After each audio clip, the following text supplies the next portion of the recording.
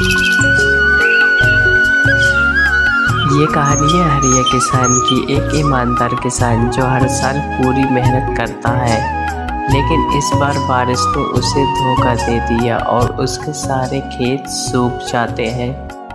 हरिया अपनी खेतों की ऐसी हालत देख के थक हार के अपने खेत में ही बैठ जाता है और भगवान से बोलता है, हे भगवान, फसल तो सारी सूख गई, अब बच्चों की दिवाली कैसे मनाऊंगा।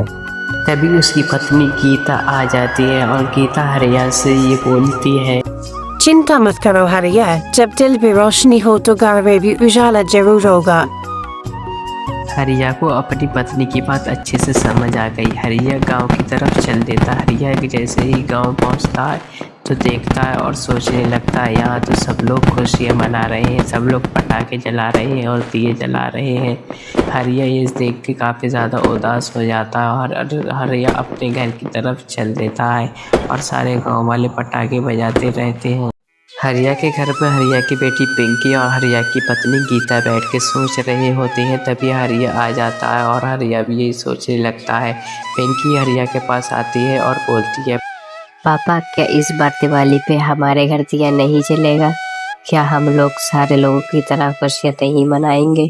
हरिया अपनी जगह से खड़ा होता है और बोलता है, हाँ बेटी, चलेगा, जरूर चलेगा, तुम चिंता मत करो, अभी तुम्हारा बाबा जिंदा है। हरिया अपनी बेटी से ये बात कह के और उदास होकर घर से बाहर चले जाता है। हरिया जंगल के रास्ते जा रहा होता है, तभी सामने से एक साधु बाबा आ रहा होता है। साधु हरिया को देखता और समझ जाता है और हरिया से बोलता है, बेटा, जिंदगी में अंधेरा तभी रहता है जब दिल की लौ बुझ जाती है। बेटा, तुम्हारी परेशानी मैं समझता हूँ, तुम टेंशन मत लो। हरिया साधु से बोलता है, क्या बताऊँ साधु बाबा, कल दीपावली है और मेरे घर पे खाने तक को एक अनाज का दाना नहीं है। हरिया की ये बात सबकी साधु बोलता है, ये ले बेटा, इस दिए को तू अपने साथ ले जा, भगवान की कृपा से तेरे सारे दुख दूर हो जाएंगे। लेकिन साधु बाबा, ये तो एक आम दिया है, इस दिए से क्या ही होगा। हरिया की ये बात सबकी साधु बोलता है, बेटा, जिसे तू आम दिया समझ रहा है, ये आम दिया नहीं है, ये भगवान का दिया हुआ आशीर्वाद है। हरिया जंगल के रास्ते दिया लेके चल देता है। हरिया जैसे ही थोड़ी दूर जंगल में पहुंचता है तो हरिया के सामने एक शेर आ जाता है। हरिया देख के काफ़ी ज़्यादा घबरा जाता है। शेर हरिया के पास आके रुक जाता है और अपने मन ही मन में सोचता है, आज तो इंसान का गोश्त खाने के लिए मिलेगा। हरिया कुछ देर शांत शेर के पास खड़ा रहता है और कुछ देर के बाद बोलता है, देखो शेर भैया, मैं एक गरीब किसान हूँ और इस बार दीपावली पे मेरे पास भी कुछ नहीं है। मेरे घर मेरे बच्चे और मेरी बीवी भूखी बैठी है।